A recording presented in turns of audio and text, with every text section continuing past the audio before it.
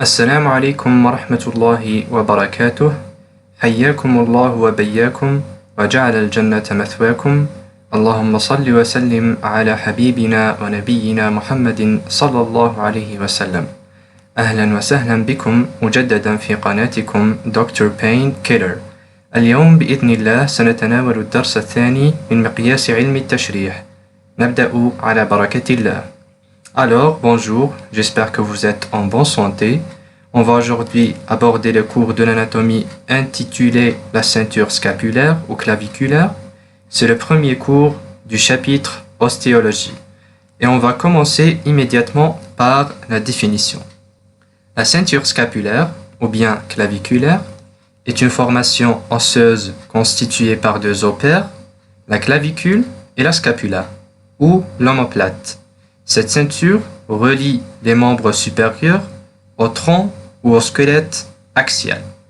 Voici dans cette image, on voit très bien la ceinture scapulaire constituée par les deux os claviculaires et les deux os scapulaires et aussi le sternum en avant. Avant de continuer, voici quelques remarques indispensables à la compréhension de la suite de ce cours. D'abord, qu'est-ce que la symétrie? On dit qu'un système quelconque est symétrique, mutanadir, lorsque ces deux parties sont semblables. Si elles ne le sont pas, il est donc asymétrique. La deuxième notion, cutané. Cutané, c'est un adjectif qui appartient à la peau. Par exemple, on dit l'injection sous-cutanée veut dire l'injection sous la peau. En troisième place, sus, sub et sous. Sus veut dire supra ou en haut. Et sous ou sub veut dire en bas. Et en quatrième place, qu'est-ce que ça veut dire? Conoïde. Donc conoïde, du latin conus, veut dire cône, pomme, باللغة العربية, ou pomme de pin. Donc, on ajoute au radical con le suffixe oïde. Dans ces illustrations, on peut voir ici qu'est-ce que ça veut dire la symétrie. Donc, à droite, ce système est constitué donc par deux parties. Ces deux parties ne sont pas semblables. Donc, ce système est asymétrique. Alors que, à gauche, ce système est constitué par deux parties semblables, donc on dit que ce système est symétrique.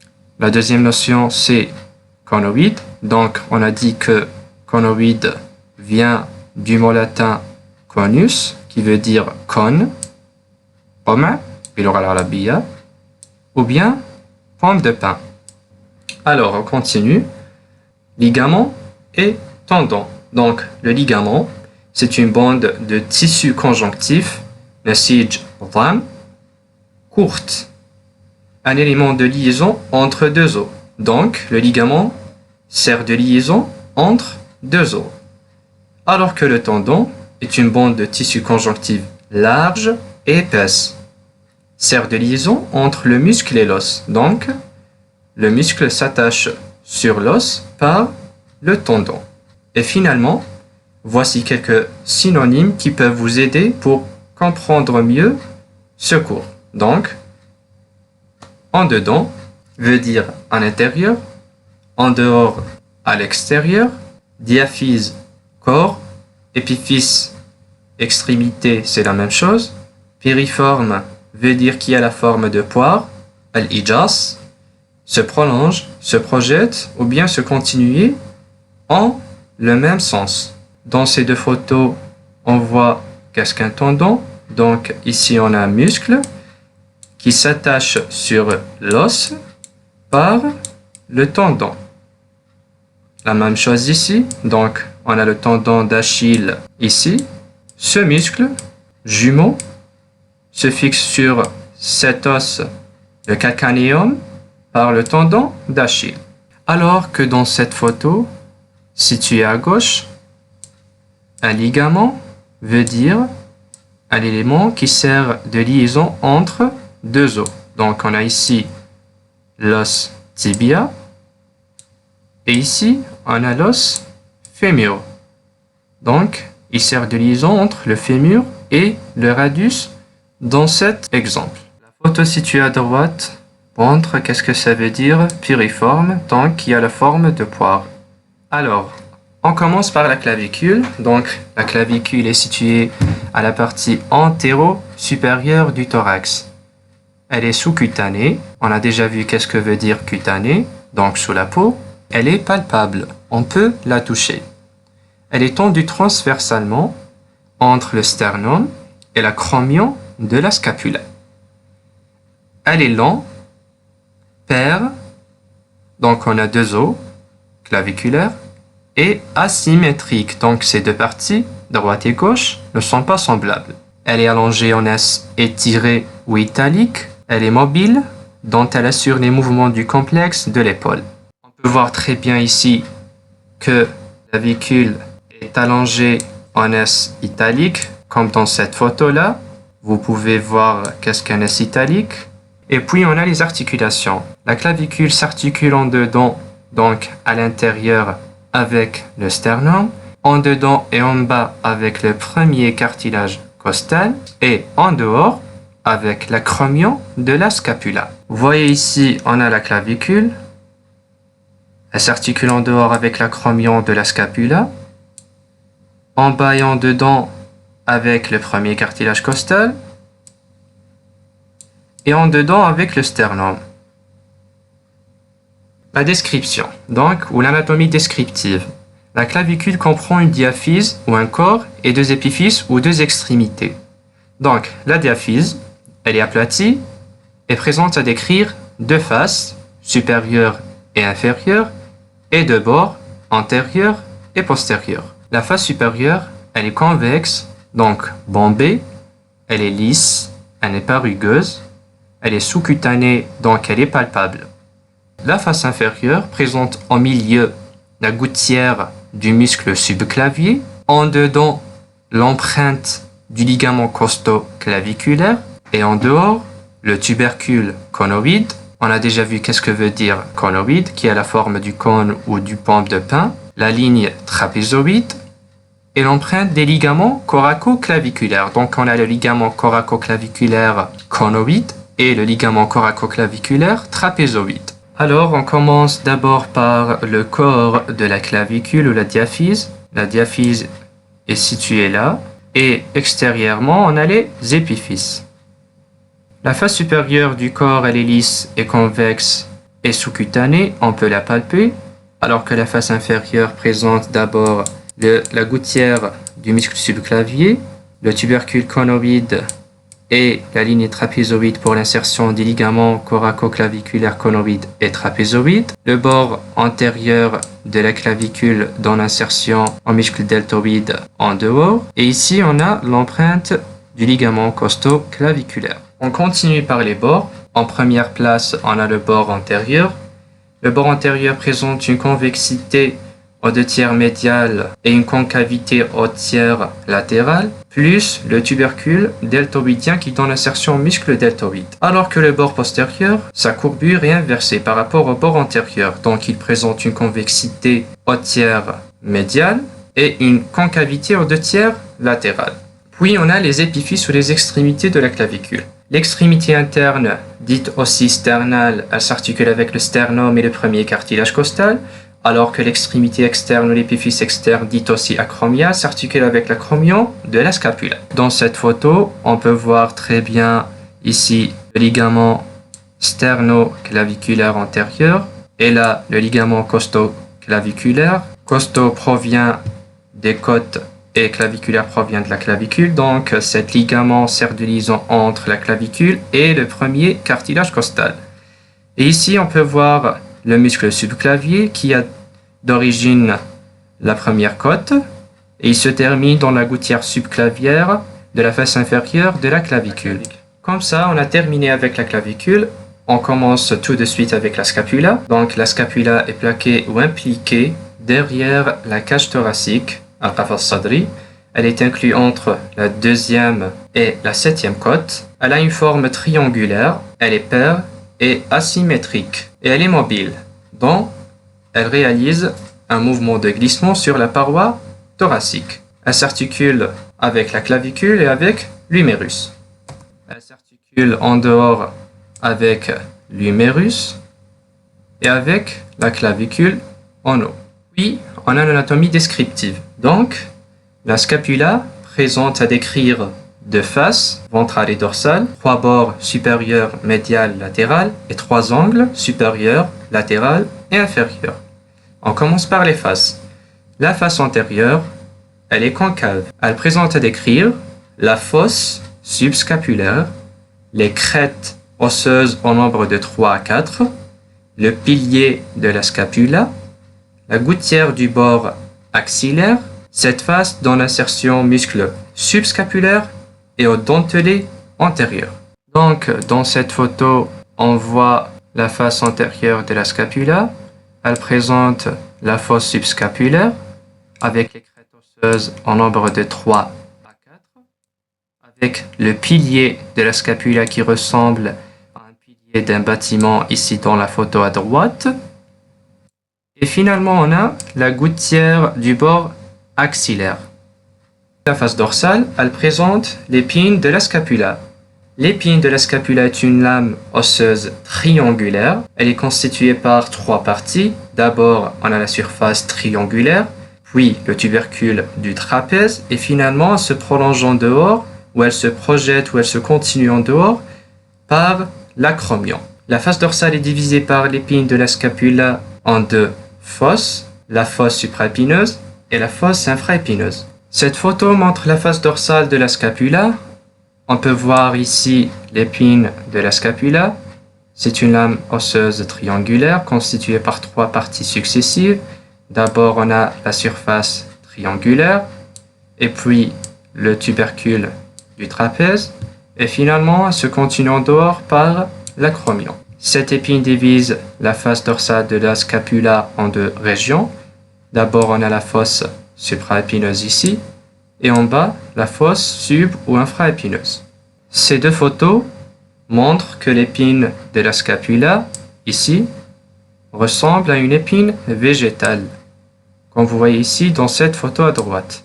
En deuxième place, les bords de la scapula. Donc, on commence par le bord médial, dit aussi spinal, parce qu'il est en relation avec la moelle spinale. Donc, il donne insertion au muscle petit rhomboïde en haut et au grand rhomboïde en bas. En deuxième place, on a le bord latéral ou axillaire par rapport au creux axillaire.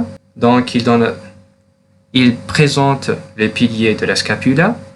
Et finalement, on a le bord cervical ou supérieur, présente l'incisure scapulaire et le processus coracoïde sous forme d'un doigt et le processus coracoïde.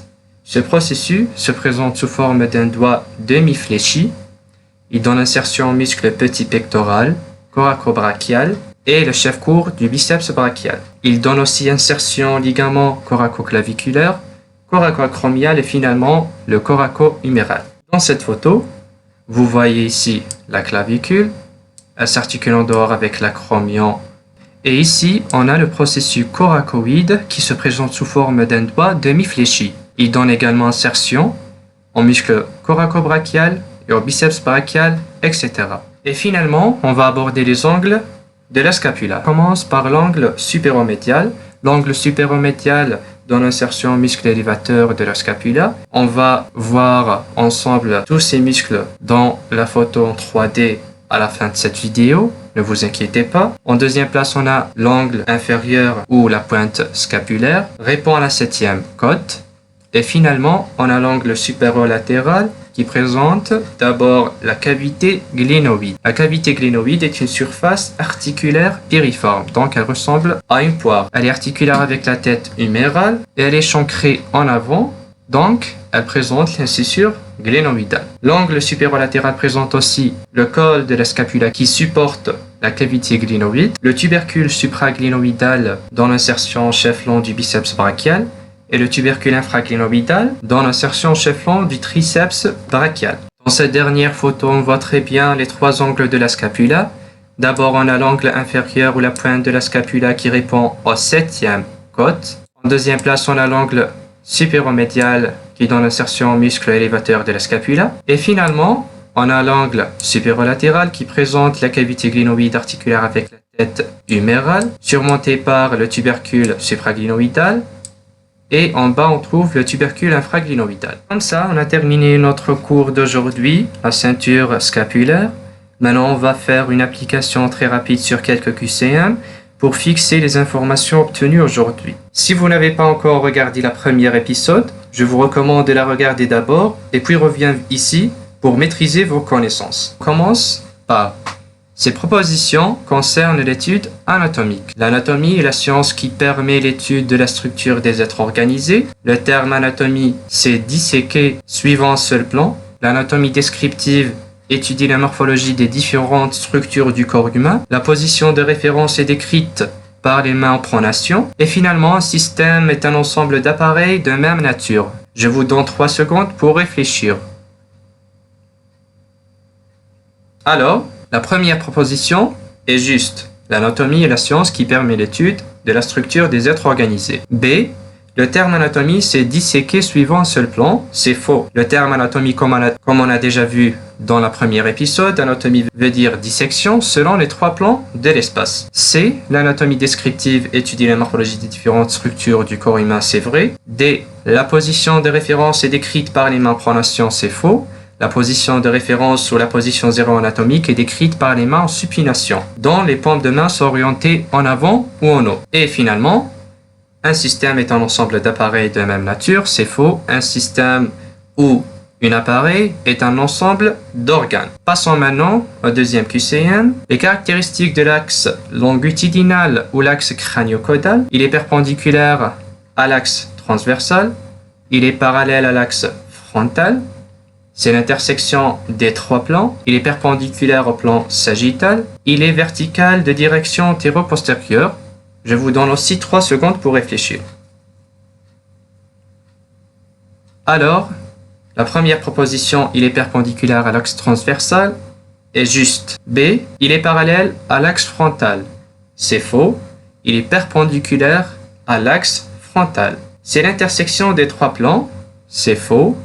L'axe longitudinal ou crânio-caudal est constitué par l'intersection des 2 plans frontal et sagittal. Il est perpendiculaire au plan sagittal, c'est faux. Il fait partie du plan sagittal parce qu'on a déjà dit qu'il est constitué par l'intersection des 2 plans sagittal et frontal, donc il est inclus dans le plan sagittal. Il lui est parallèle. Il est vertical de direction antéro-postérieure, c'est faux. Il est vertical de direction crânio-caudale ou supéro-inférieure. Le troisième QCM.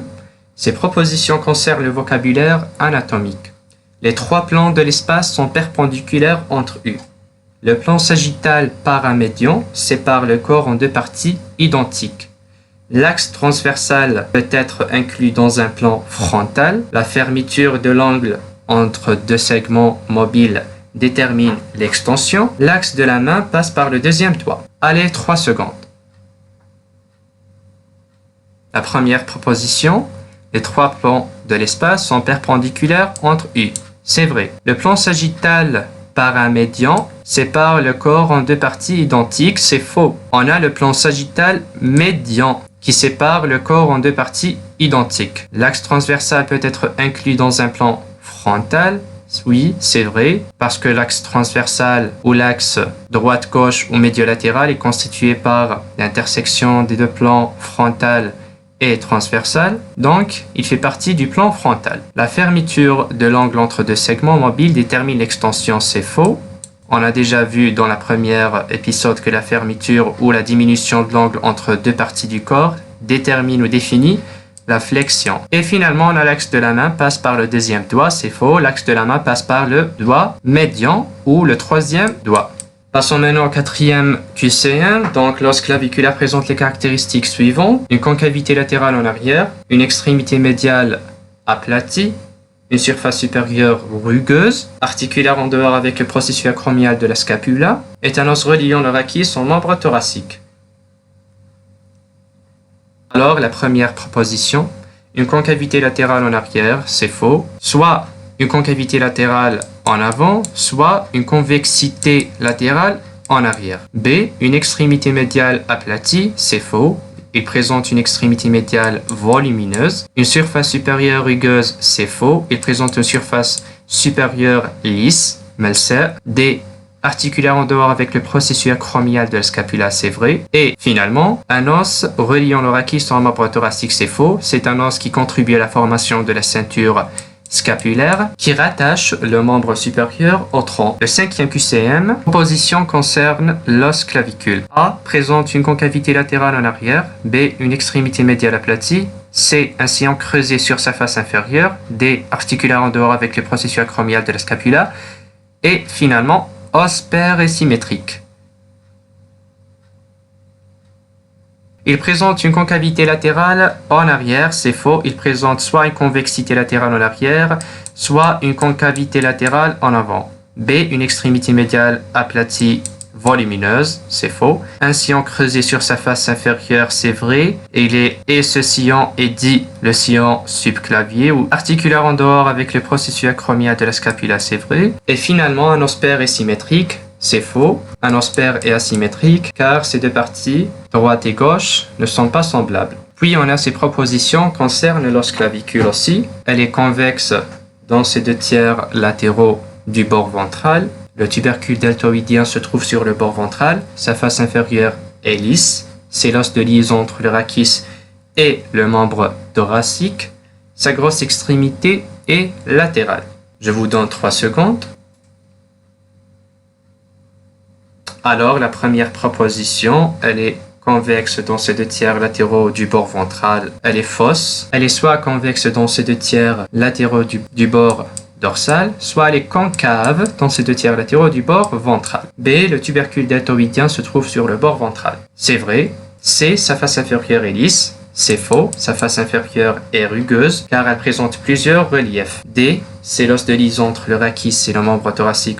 On a déjà vu cette proposition. Et finalement, sa grosse extrémité est latérale. C'est faux, sa grosse extrémité est médiale. Maintenant, on passe au QCM de la scapula. Donc, ces propositions concernent l'os scapula. A, os plat à 3 faces, 3 bords et 3 angles. B, le processus épineux se fixe sur sa face ventrale. Sur le tubercule supraglenoïdal se fixe le long biceps ou le chef long du biceps brachial. D, son bord le plus court s'oriente en dehors et en haut. Et finalement, la cavité glénoïdale s'oriente en dehors, en haut et en avant. La première proposition est fausse car l'os scapula est un os plat à 2 faces seulement. B, le processus épineux se fixe sur la face ventrale, c'est faux, il se fixe sur la face dorsale. C, le tubercule supraglénoïdal se fixe le long biceps, c'est vrai. D, son bord le plus court s'oriente en dehors et en bas. La cavité glénoïdale s'oriente en dehors, en haut et en avant, c'est juste. Le deuxième QCM concernant l'os scapula, donc elle se projette entre la première côte et la 10e côte. B, l'épine de la scapula se continue en dehors par le processus coracoïde. C, la face antérieure de la scapula est appelée fosse épineuse. D, la glène est surmontée d'un tubercule supraglénoïdien pour l'insertion de la courte portion du biceps. Et E, la fosse supraépineuse dans l'insertion muscle supraépineux. La première proposition est fausse car la scapula se projette entre la 2e et la 7e côte. L'épine de la scapula se continue en dehors par le processus coracoïde, c'est faux. L'épine se continue se projette en dehors par l'acromion. C, la face antérieure de la scapula appelée la fosse épineuse, c'est faux. La face antérieure de la scapula appelée la fosse subscapulaire. D, la glène ou bien la cavité glénoïde est surmontée d'un tubercule supraglénoïdien pour l'insertion de la courte portion du biceps, c'est faux, car le tubercule supraglénoïdien dans l'insertion au chef long du biceps brachial. Et finalement, la fosse supraépineuse dans l'insertion muscle supraépineux, c'est juste. Comme ça, on a terminé notre cours d'aujourd'hui. Avant de terminer, voici une petite récapitulation expliquée sur cette image en 3D.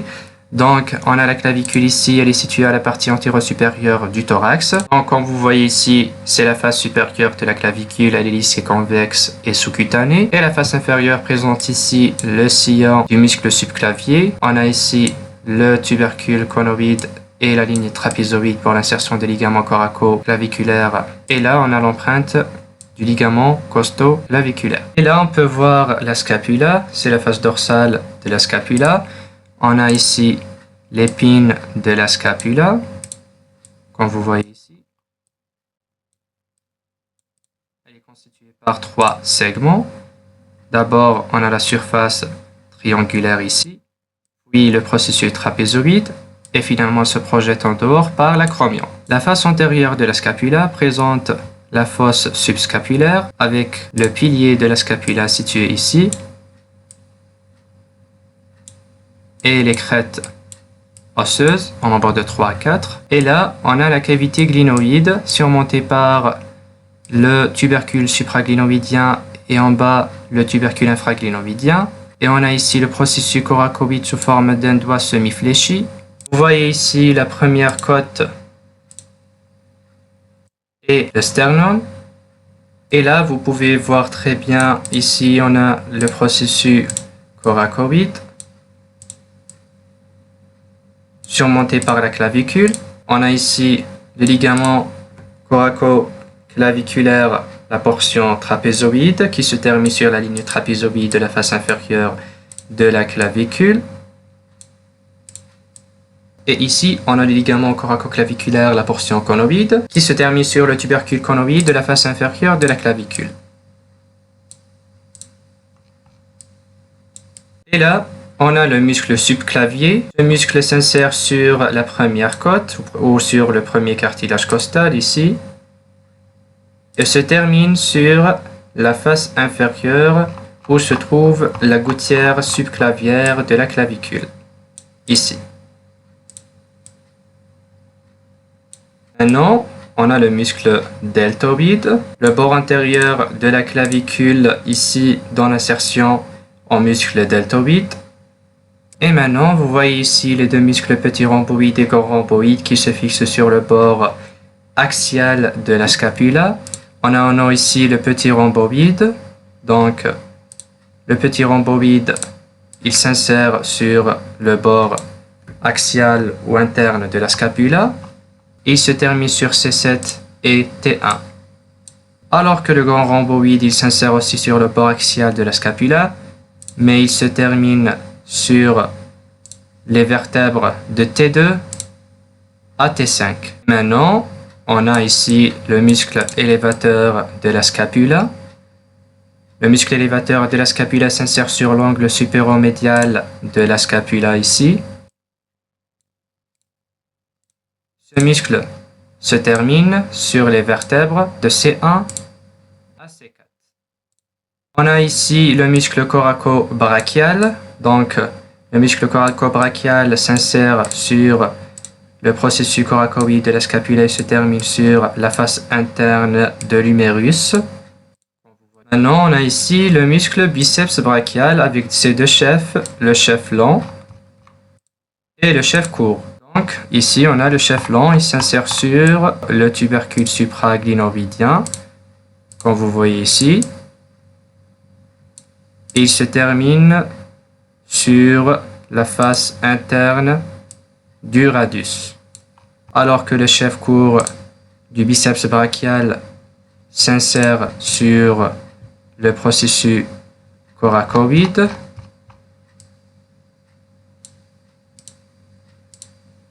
Et il se termine sur la face interne aussi du radius. Donc, les deux chefs du biceps brachial se terminent sur la face interne du radius. Donc, on a ici le chef long du triceps brachial. Le chef long du triceps brachial s'insère sur le tubercule infraglénoïdien, sous la cavité glénoïde ou la glène. Et il se termine sur l'ulna ou la face postérieure de l'ulna. Finalement, on a les deux ligaments coraco-acromial et coraco-huméral. Donc, on a ici le ligament coraco-acromial, il s'insère sur le processus coracoïde de la scapula, il se termine sur l'acromion, comme vous voyez ici. Donc, on a ici l'acromion et ici, on a le processus coracoïde. Et finalement, on a le ligament coraco-huméral, il s'insère sur le processus coracoïde. Il se termine sur la face externe de l'humérus. Ici, notre journée se termine. Sur ce, je vous remercie et je vous dis au revoir. Stay safe and always have faith on God. سبحانك اللهم وبحمدك أشهد أن لا إله إلا أنت أستغفرك وأتوب إليك والسلام عليكم ورحمة الله وبركاته.